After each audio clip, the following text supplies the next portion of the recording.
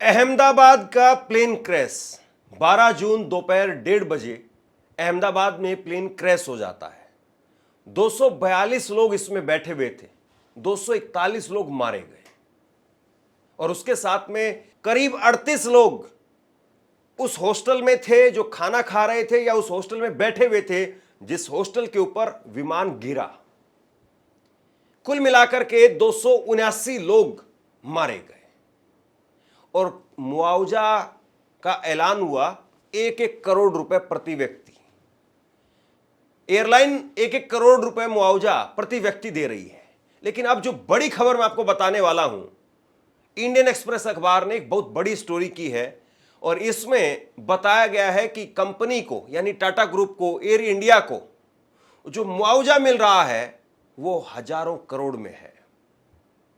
मतलब जो लोगों को दिया जा रहा है वो तो महज 1-1 करोड़ के हिसाब से 279 लोगों को 279 करोड़ हो गया, लेकिन जो खुद को मुआवजा मिला है, कंपनी को मुआवजा मिला है, वो करोड़ों में है, हजारों करोड़ों में है। यानी 279 लोगों की मौत के बाद भी कंपनी को करोड़ों रुपए का बेनिफिट हो गया, मुनाफा हो गया। दो बातें अब यहां पर ध्यान देने वाली है। सबसे बड़ी बात यह है कि जब कंपनी ने 1-1 करोड़ रुपए हर व्यक्ति को मुआवजा देने का ऐलान किया था तो उस वक्त में टीवी में खबर कुछ ऐसे बताई जा रही थी कि जैसे ये लाइन कही नहीं गई, लेकिन अनऑफिशियल तौर पर मैं आपको बता रहा हूं, ऐसा माहौल बनाया गया कि जैसे मरने वालों की बल्ले बल्ले कर दी गई है। 1-1 करोड़ रुपए का मुआवजा दिया जा रहा है। लेकिन एक दूसरा एंगल जो आपको पता होना चाहिए था, उस एंगल को नहीं बताया गया और वो एंगल ये है कि मरने वालों को तो 1-1 करोड़ रुपए का मुआवजा एयरलाइन की तरफ से मिल रहा है, लेकिन एयरलाइन ने जो खुद का इंश्योरेंस करवाया हुआ था वो जो मुआवजा मिला है वो 4000 करोड़ रुपए है। अब जरा एक छोटा सा गणित समझिए। कुल मिलाकर के 241 लोग उस विमान में थे जो मारे गए, 38 लोग जो हॉस्टल की बिल्डिंग में थे वो मारे गए, यानी 279 लोग मारे गए। तो यानी 279 करोड़ रुपए का मुआवजा ये एयरलाइन कंपनी को देना है 1-1 करोड़ के हिसाब से। दूसरा, जो बिल्डिंग जिस पर विमान जाकर के क्रैश होता है, हॉस्टल की वो बिल्डिंग, उसको भी क्लेम देना पड़ेगा, उसको भी मुआवजा देना पड़ेगा। मान लीजिए कि 150 करोड़ में 200 करोड़ में वो बिल्डिंग दोबारा से टाटा ग्रुप बनवा करके देगा, तो 200 करोड़ रुपए आप वो मान लीजिए, 200 करोड़ वो, 279 करोड़ वो, मोटे तौर पर 500 करोड़ रुपए आप मान करके चलिए। बाकी कानूनी कार्रवाई में भी पैसा खर्च होता है, उसमें भी लगेगा पैसा, तो 500 करोड़ रुपए आप मान करके चलिए। 500 करोड़ रुपए टाटा ग्रुप को यह पैसा देना पड़ेगा।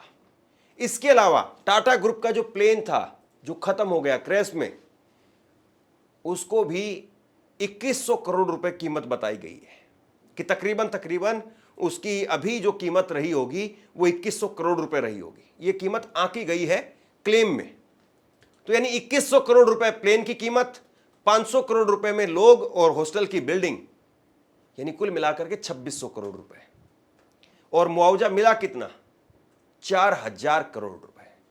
यानी अभी भी मोटे मोटे तौर पर 1400 करोड़ रुपए का बेनिफिट हुआ है। क्या कहा जाए? और क्या किसी टीवी पर इस खबर को लेकर के चर्चा हो रही है?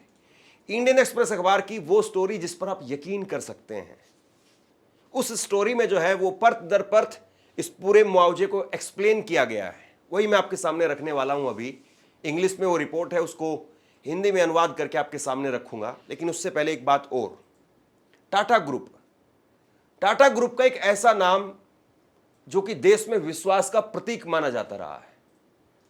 मतलब यह कहा जाता है कि अगर कुछ भी होगा तो टाटा ग्रुप उम्मीद से बढ़कर के लोगों के साथ में इंसाफ करने का काम खुद ही करेगा। हमेशा से टाटा ग्रुप की पहचान रही है। रतन टाटा साहब जब तक थे मुंबई में, आप याद करिए, ताज होटल पर हमला हुआ और इस खबर में आपको मैं आगे बताने वाला हूं किस तरीके से दिल खोल करके रतन टाटा ने उस वक्त में लोगों की मदद की थी।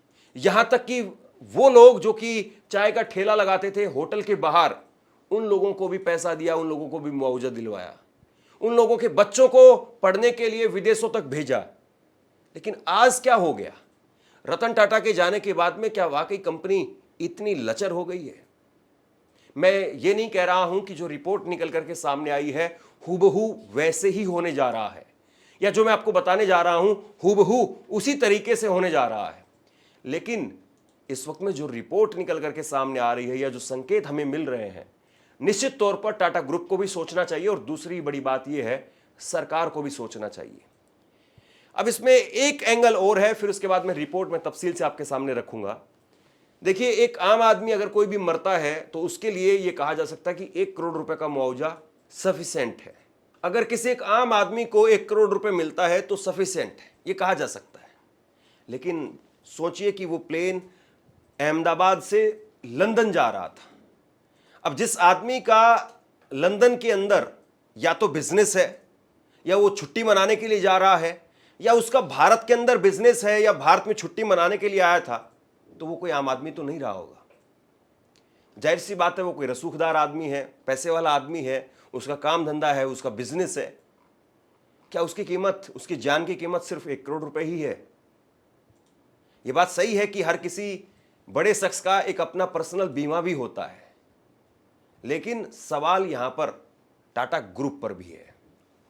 भारत की गैर जीवन बीमा प्रमुख general insurance corporation of India का अनुमान है कि एयर इंडिया फ्लाइट AI-171, जो कि एक बोइंग विमान 787-8 ड्रीम लाइनर थी और 12 जून को क्रैश हुई, से संबंधित बीमा के दावे $475 मिलियन बताया जा रहा है, यानी लगभग 39.4 बिलियन तक पहुंच सकते हैं, जिससे यह देश का सबसे महंगे बीमे दावे में से एक बन जाएगा। अहमदाबाद से लंदन जा रही है उड़ान, जिसमें लगभग 242 लोग सवार थे, 230 यात्री और 12 क्रू मेंबर। टेक ऑफ के तुरंत बाद सरदार वल्लभ भाई पटेल अंतर्राष्ट्रीय हवाई अड्डे पर अहमदाबाद में दुर्घटनाग्रस्त हो गई। बीमा कवरेज और इसके दावे, जरा आप तफसील से रिपोर्ट को समझिए। रिपोर्ट के अनुसार अप्रैल 2025 में एयर इंडिया ने अपने बोइंग 787 ड्रीम लाइनर के लिए इंजन बदलने के बाद बीमा कवरेज 750 करोड़ से बढ़ा करके 850 करोड़ कर दी थी, जबकि दुर्घटना का कारण अभी भी भारत की एयरक्राफ्ट एक्सीडेंट इन्वेस्टिगेशन ब्यूरो यानी AAIB द्वारा जांच के अधीन है, जिसमें यूनाइटेड किंगडम की एयर एक्सीडेंट इन्वेस्टिगेशन ब्रांच और अमेरिका की national transportation safety board NTSB का समर्थन प्राप्त है। प्रारंभिक निष्कर्ष इंजन फेल होने को संभावित कारण मानते हैं। 12 जून को एयर इंडिया फ्लाइट का बड़ा हादसा, भारत की बड़ी बीमा कंपनी यानी GIC का कहना है कि एयर इंडिया की फ्लाइट AI-171 के क्रैश होने के बाद लगभग 4000 करोड़ रुपए का बीमा का दावा किया जा सकता है। यह हादसा भारत के इतिहास का सबसे महंगा केस बन सकता है। दोस्तों, इस बात को तो आप सब जानते होंगे कि अगर कोई भी सामान्य आदमी भी अगर मारा जाता है तो उसके बाद में एक मुआवजा मिलता है, अच्छा खासा मुआवजा मिलता है। लेकिन यहां पर ये विमान कंपनी अगर अपने पैसे अपना पास में ज्यादा पैसे रख रही है, लोगों को मुआवजा कम दे रही है, इस पर सवाल खड़े होते हैं। इसमें कोई दो राय नहीं है या इसमें कोई आश्चर्य नहीं है कि 4000 करोड़ रुपए उसको क्यों मिल रहे हैं। 4000 करोड़ रुपए इसलिए मिल रहे हैं क्योंकि उन्होंने इतना उसके लिए पहले प्रीमियम जमा किया और उसके बाद में उन्होंने इसी तरह की जो है वो प्लान लिया था, जिसकी वजह से उनको तकरीबन 4000 करोड़ रुपए बीमा क्लेम मिल रहा है। लेकिन आप आगे क्लेम क्यों नहीं दे रहे हैं? आप आगे 2-2 करोड़ रुपए मुआवजा दे सकते थे, आपने 1 करोड़ रुपए ही मुआवजा रखा है। आमतौर पर 10 लाख रुपए, 5 लाख रुपए ये तो दूसरी दुर्घटनाओं पर लोग दे देते हैं, सरकारें दे देती हैं। आप एक प्राइवेट कंपनी हैं, आप एयरलाइन कंपनी हैं, आप अहमदाबाद से लंदन लोगों को लेकर के जा रहे थे और आप मुआवजे के तौर पर सिर्फ 1 करोड़ रुपए देते हैं। अब बीमा और उसके नुकसान को समझिए। अप्रैल 2025 में एयर इंडिया ने इस विमान का बीमा 750 करोड़ से बढ़ा करके 850 करोड़ रुपए करवा लिया था, क्योंकि इसमें नया इंजन लगाया गया था। अब इस दुर्घटना के बाद में बीमा कंपनियों को लगभग $475 मिलियन यानी 4091 करोड़ का भुगतान करना पड़ सकता है। तो ये जो है वो कुल मिलाकर के अभी तक भुगतान की राशि, ये मुआवजा इतना सामने आ रहा है। और फिर आप कितना दे रहे हैं? कोई 2500-2600 करोड़ रुपए आप दे रहे हैं, यानी 1400-1500 करोड़ रुपए कम से कम जो है वो आपको बच रहा है। जांच में अभी तक क्या पता चला है, अभी जांच पूरी नहीं हुई है, लेकिन शुरुआती रिपोर्ट बताती है कि शायद इंजन फेल हुआ था। जांच में भारत के साथ में ब्रिटेन, अमेरिका की एजेंसियां भी मदद कर रही हैं। जांच जब होगी तब होगी, जांच जब सामने आएगी तब सामने आएगी, लेकिन मुआवजा तो आपको अभी देना था और मुआवजे के लिए जांच का इंतजार नहीं किया जा सकता। सबसे बड़ी बात यह है दोस्तों, जो लोग उस दुर्घटना में मारे गए उसके बाद में उन लोगों को डीएनए टेस्ट किया गया। डीएनए टेस्ट करने के बाद में अभी तक भी ये नहीं हुआ है कि सभी लोगों को पहुंचा दिया गया है। अभी भी कुछ लोगों का डीएनए टेस्ट होना बाकी है। 12 जून को वो हादसा हुआ था, आज 18 तारीख है, 7वां दिन है आज, और अभी तक सभी लोगों का डीएनए टेस्ट नहीं हुआ है क्योंकि मैच नहीं हो पा रहा, क्योंकि अवशेष ही नहीं बचे हैं। किसी का हाथ है, किसी का पैर है सिर्फ। ये समझिए कि आप 200-250 लोगों का जो अवशेष मिले हैं वो इतने से हैं कि आप एक कमरे में आसानी से जो है रख लेंगे, और 200-250 लोगों को अगर आप बैठाना चाहें तो एक होल भी छोटा पड़ जाए। लेकिन अब अवशेष के तौर पर जो मिला वो बहुत कम है। और उसके बाद में ये भी कहा जा रहा है, एक रिपोर्ट सामने आई है कि जो ताबूत लोगों के घर भेजे जा रहे हैं उनके साथ में एक स्पेशल संदेश दिया जा रहा है कि आप इस ताबूत को खोल करके मत देखिए। इसका मतलब क्या है पता है? इसका मतलब यह है कि अवशेष हैं ही नहीं उसके अंदर। अवशेष के नाम पर कुछ ही चीजें हैं बस, पूरा शरीर नहीं है। और शायद ही कोई कोई बॉडी होंगी जिनका पूरा शरीर मिल गया होगा, वरना आमतौर पर यही हुआ है कि 241 लोगों में से, और बहुत सारे लोग तो जो हॉस्टल में मारे गए उनके अवशेष भी इसी तरह के हैं कि किसी का कुछ पार्ट है, किसी का कुछ पार्ट है, किसी के हाथ मिले हैं, किसी के पैर सिर्फ मिल पाए, किसी का मुंह सिर्फ मिल पाया, किसी की खोपड़ी मिली है, बस यही मिला है। इस तरह की त्रासदी या इस तरह के जो अवशेष मिलते हैं वो बॉर्डर्स पर जहाँ पर धमाके होते हैं वहाँ पर आर्मी वाले लोग जो हैं वो जब तिरंगे में लपेट करके आते तो इसी तरीके से आते हैं, क्योंकि जब बम आता है आपकी छाती पर लगता है तो आपका कुछ नहीं बचता है, आपके शरीर के चिथड़े उड़ जाते हैं। कहने के लिए फिर आपका पता नहीं कहीं से हाथ कट करके जाएगा और वो मिल जाएगा। ये है कि आर्मी में कई बार ऐसा होता है कि फिर भी हाथ आपका कट करके दूर चला गया तो हाथ सही सलामत रहेगा, पूरी बॉडी खत्म। लेकिन यहाँ तो कोई पार्ट भी ऐसा नहीं है जो सुरक्षित रहा होगा। कुछ लोगों के रहे होंगे, एक व्यक्ति तो जिंदा बच करके निकल करके आया, वो अपने आप में बहुत खुशकिस्मत था। लेकिन आप सोचिए कि जो लोग अपने लोगों को, अपने परिजनों को आखिरी बार देख भी नहीं पाए, सरकार ने खुद कहा कि इस ताबूत को मत खोलिए। इस तरह की एक रिपोर्ट सामने आई कि एक संदेश, स्पेशल संदेश भेजा गया। तो उन लोगों की पीड़ा के बारे में जरा समझिए। ये इसलिए मैंने पूरी भूमिका आपको बताई है। उन लोगों के दर्द को जरा महसूस कीजिए। और उसके बाद में उनको कितना मुआवजा मिला? 1 करोड़ रुपए, और कंपनी करोड़ों रुपए कमा रही है। यही है खबर, यही है असल समझने वाली बात, जिसको लेकर के इस वक्त में विवाद खड़ा हो रहा है। और फिर समझने वाली बात यह भी है कि टाटा ग्रुप तो ऐसा नहीं था। टाटा ग्रुप तो अपनी दरियादिली के लिए मशहूर था। होटल ताज में जिस वक्त में हमला हुआ था उसके बाद में रतन टाटा की दरियादिली सामने आई थी। रतन टाटा 3 दिनों तक कोलाबा में ताज होटल के बाहर खड़े रहे।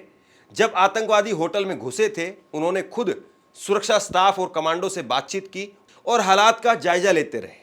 शिकार हुए कर्मचारियों के परिवारों को मुआवजा और उन्होंने मृत कर्मचारियों के परिवारों को उनकी नौकरी और आय का भुगतान किया। यानी जो वो राशि अपनी पूरी उम्र में कमा पाते उतनी राशि उनको दी गई। लेकिन अब देखिए आप, वो भी टाटा ग्रुप था, आज भी टाटा ग्रुप है। उस समय भी एक हादसा हुआ था, आज भी हादसा हुआ है। लेकिन उस समय पर दरियादिली थी और आज मुनाफा है क्या? ये सवाल मैं पूछना चाहता हूं, या ये सवाल इंडियन एक्सप्रेस की रिपोर्ट में उठाया गया है। उस वक्त में ताज होटल पर हमले के बाद में तकरीबन 2 हफ्ते में टाटा ग्रुप ने यह ट्रस्ट स्थापित कर दिया था जिसमें मरने वालों के परिवारों को 36 लाख से लेकर के 85 लाख रुपए प्रदान किए गए थे। उन्हें अच्छी शिक्षा मिले ये सुनिश्चित की गई थी, साथ ही पूरा वेतन भी दिया गया, बाकी की सुविधाएं और देखभाल भी मुहैया कराई गई। तो यानी कुल मिलाकर के बात यह है कि टाटा ग्रुप ऐसा नहीं था, और हम उम्मीद यही कर रहे हैं। इस खबर को बताने का मकसद ये नहीं है कि टाटा ग्रुप को यहाँ पर कोई क्रिटिसाइज किया जाए या टाटा ग्रुप को नीचा दिखाया जाए। मकसद ये है कि उन परिवारों की अगर कुछ और मदद हो सकती है तो निश्चित तौर पर टाटा ग्रुप को सोचना चाहिए, उनके आश्रितों को नौकरी देनी चाहिए।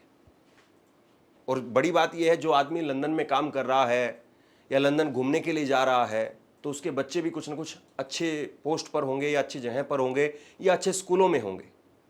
तो टाटा ग्रुप को यह भी कहना चाहिए कि हम जितने भी आश्रित हैं उनको अपने अपने अलग अलग संस्थानों में नौकरी देंगे, या 1 करोड़ का जो मुआवजा है उसको बढ़ाएंगे, या दूसरे तरीके से अगर आप कहें तो मुनाफाखोरी जो है वो इस वक्त में टाटा ग्रुप को नहीं करनी चाहिए। यानी एक तरीके से आपदा में अवसर वो तलाश नहीं करना चाहिए। ये काम छोटे लोगों का होता है। टाटा ग्रुप बहुत बड़ा ग्रुप है और विश्वास का नाम रहा है टाटा, और वो भरोसा कायम रहना चाहिए। शेयर कीजिए इस खबर को, लोगों तक पहुंचाइए, और आप क्या सोचते हैं नीचे कमेंट बॉक्स में लिख करके जरूर बताइए। धन्यवाद।